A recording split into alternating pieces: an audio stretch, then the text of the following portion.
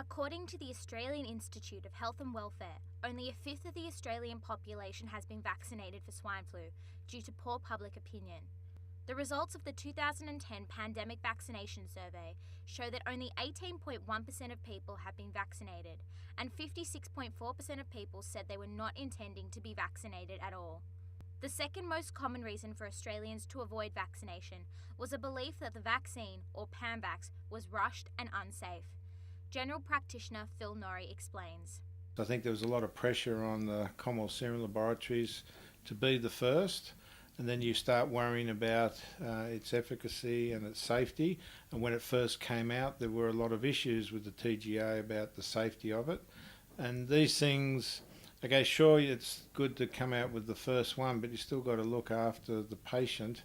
Panvax and Panvax Junior were both thought to have a 12-month shelf life, according to the manufacturer CSL.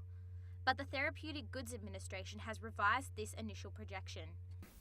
All I know is now I've got to throw out all my vaccines because we're now in September, and the Panvax Junior was outmoded in August last month, and the current adult one's now outmoded. I've got to throw it out as well.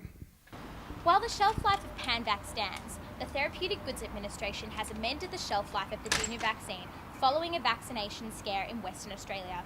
In April, 23 children were admitted to hospital after being administered with a similar vaccine.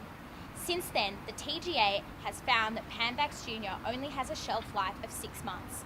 This means that many of the vaccines were expired before the 2010 flu season commenced.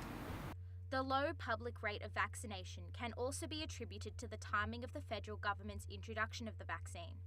Panvax was made available in late September 2009, when the flu season ended for the year and the take-up of vaccination is low.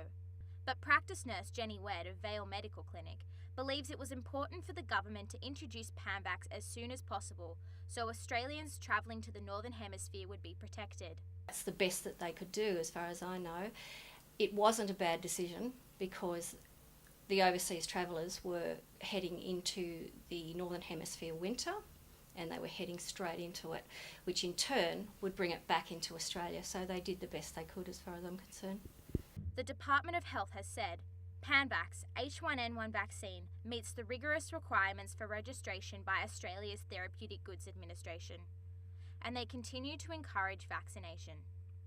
This is Mia Steiber for Alive Online.